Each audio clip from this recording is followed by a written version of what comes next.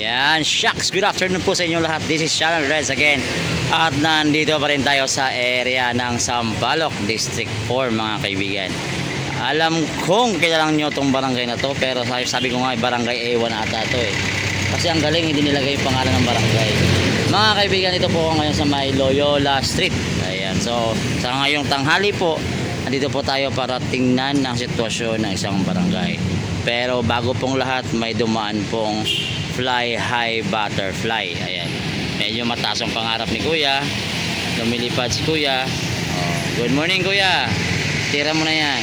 Alright mga kaibigan, so this is the barangay hall po dito po sa may Loyola Street mga kaibigan. Sa nakita nyo ngayon mga kaibigan, sarado po ito. At I don't know why, obstruction na naman syempre. Another obstruction na naman sa nakikita ko. At tingnan nyo po, sinakop na po yung bangketa. Nakita nyo? Ayun, sarado. Huwag mo nang buksan te. So, ayan, nakita nyo po yung gilid na yan. Bangketa po yan. Ayan, yan po yung bangketa na yan. Kung pwede naman pong dumiretso itong mga tao sa bangketa na yan, safe sila. Pero ang problema, kailangan bumaba sila sa kalye, sa kalsada mismo. Dahil nga nakita nyo mga kaibigan, nilagyan po ito ng barangay hall. Nakalagay dito, Manila Daycare Center. So, may flag. So, barangay hall yan. So, bakit yung barangay yung katabi, yung kabilang side, daycare center. So, mga kaibigan, hindi po issue yung pagtatayo ng barangay hall. Ang problema po kasi talaga yung obstruction. Yun lang, ganoon lang kasimple. Obstruction. Yun lang talaga ang problema. Kung titingnan nyo mga kaibigan, talagang nagamit yung bangketa, diba? So sayang po yung bangketa na yan. Kung anong purpose na yan, dapat po dinadaanan ng mga tao yan, especially po yung dumadaan. Example ito, example lang nito, papakita ko sa inyo. Dapat yung mga taong yan naglalakad sa harap ng camera natin, dapat nasa taas ng bangketa dumadaan yan, for safety purposes nga naman. Pero ang tanong kasi, paano ka dadaan sa bangketa kung ano yung problema mismo, yung bangketa mismo nawala na at nilagyan pa ng mga kung ano-ano mga abubot dyan. Actually meron pang ang grotto doon, at sa nakita nyo, hindi sila safe, nasa kalsada sa dumadaan. Ayan. Katulad din dito, itong signage na to. Ayan, kasi nakita nyo, dapat hindi rito yan, kasi bangketa po ito yung dadaanan ng tao. Mas malinaw pa sa sinag ng araw, ang bangketa ibalik dapat sa taong bayan. Yan ang utos ni Yorme. So another again, may mga tindahan din dito sa kabilang side. I don't know kung alam din na barangay yan o bulag-bulagan si barangay. Ayan, tingnan nyo mga kaibigan, mayroong luna, may mga tindahan. Paano makakadaan ng tao dyan? Wala na pong bangketa. So sad. Ayan, hello po kay Jenny Jomakio Balangit watching from Hong Kong. Ayan. So kay Rick Charles Ang, hello po kay Jennifer Gamboa, kay Miss Mayan. Ma'am Mayan, tumawag ako sa iyo kanina kasi napadaan ako doon malapit sa area mo. Ayan, so Marian Losada, kay Olan Marino. Ayan si Boss Olan. Boss Olan, bata mo ako ha. Ayan mga kaibigan, so ito lang, napadaan lang kasi ako dito kasi paikot-ikot lang ako sa Sampaloc kasi kanina galing ako ng District 1, lumipat ako ng 3, tapos lumipat ako ng 4, then the rest naman siguro lilipat na ako ng 6. So kasi dito mas maraming obstruction sa 4, sa 3 ganun din, sa 2 ganun din, sa 1 hindi ko pa naikutan totally kasi yun nga, medyo malayo-layo kasi ang 1. So mga kaibigan, so sad. Hello po kay Antonio Gabriel Morabe. Ayan, ang chairman po dito si Chairman Menric Mendoza. So chairman, binibisita ko lang yung barangay mo. Hindi naman sinabi nagigibain pa yan, pero siguro baka isa sa mga kasama sa listahan to ang barangay na to. So kaya nga ang vlog ko is Finding Barangay Hall. Yung pinupuntahan ko po yung mga barangay hall na medyo talagang obstruction talaga kasi yun nga, nawala nga itong bangketa, di ba? Ayan, tingnan nyo, may puno na yan. Ayan, zoom lang natin. See? So ano kaya masasabi ng mga tao dito sa lugar na to? Ma'am, pwede kayo matanong?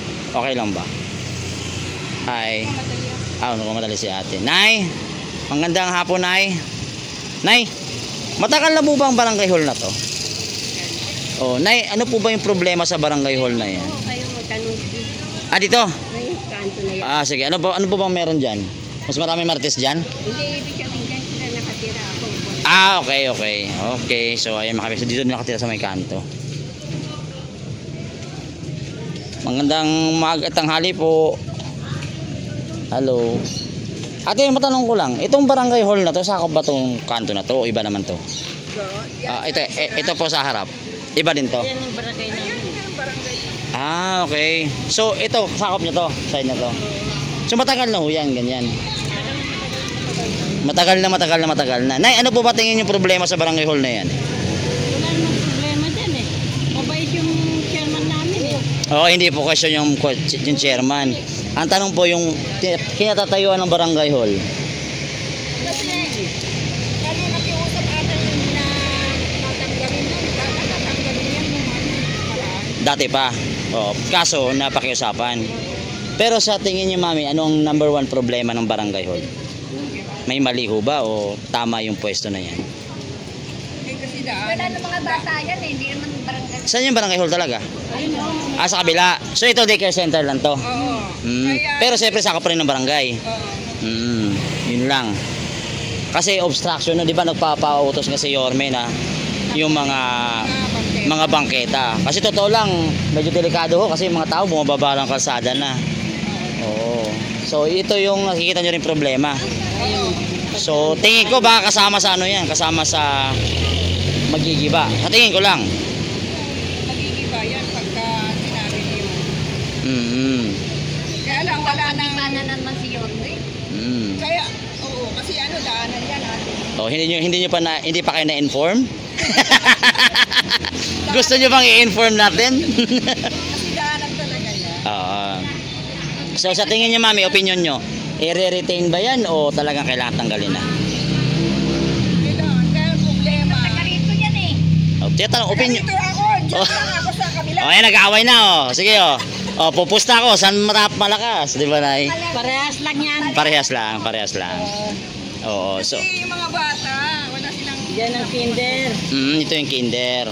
Kaya dyan yung mga bata. Pag walang kinder. No, siguro hahanapan naman siguro ng paraan kung gigibayin talaga. Gibayin niya, siyempre kakausapin ng chairman. Oo naman, syempre. Tapos, pag umanon chairman, kung anong sagot ng chairman, siya na.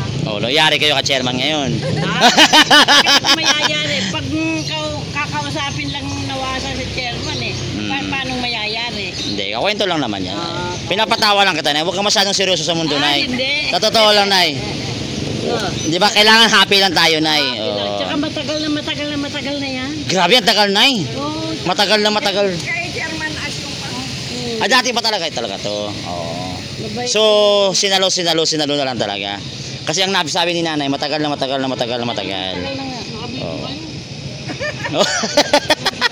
Hindi, okay lang yun.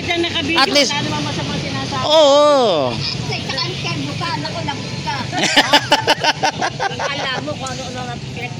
Okay lang, opinion lang naman natin yan. Alam naman siguro, chairman.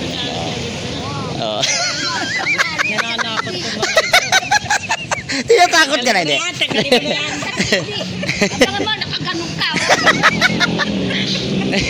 Thank you, Nay. Salamat sa opinion mo na yan. Yun naman totoong tao, nagbibigay ng opinion. Reklamo ka. Ako nakapikit. Nakakabuti nga yan dahil nakakabuti. Binawi niya. Oo, binawi niya. Iba na naman. Ano ba yung sinabi ko kanina? Ulitin mo nga. Hindi, Nay. Sa tingin mo, Nay, okay yan, Nay. Okay yung daycare center na yan. Sabi mo na lang yun. Ang saya. Sabi mo sa di ba? Tama. Yung totoo, di naman pwedeng... free country naman tayo, pwede tayo magsalita eh. Basta, hindi na tayo nakakasakit ng tao, di ba? Ayan. So, magandang tanghali. Ano, breakfast pa ba yan? Ano ba? Lunch time na yan? Hindi, ano na yan, lunch. Lunch, okay. So, ayan mga kaibigan. Ito po yung update natin dito po. Ito po yung daycare center. Actually, andun pa pala yung barangay hall sa kabilang side. So, ito na talaga yung issue eh. Kasi yung bangketa kasi talaga. Wala namang problema sa building kung nasa maayos. Problema kasi nasa bangketa. Oh, yun lang. Ang tanong kasi, may space pa ba talaga, mahal? Tanggalin kasi yung una. Dati pa pinapatanggal. Kaso, Napakisapan natin ni Boss Pisko, yung dating barangay. nakiusap. Iskurin si Henry. Oo naman, lahat naman. Basta importante, ang naging issue talaga kasi itong yung bangketa. Oo. Hindi naman issue yung barangay kung ano man dyan eh. Pero ang issue kasi talaga, pag nawala na yung bangketa, mali na talaga. Kasi batas ho yun eh. Nabawasan na. Ito, nabawasan na. Oo, katulad nito. Wala, bawas na talaga. Actually, katulad nga tindahan na yan. Ibang barangay naman yan. Kabila. Oo. Bahala kayo dahil may problema sa barangay. Alright mga kaibigan, magandang araw po din sa Red. Ingat po tayo. Salamat po. Manila, great again.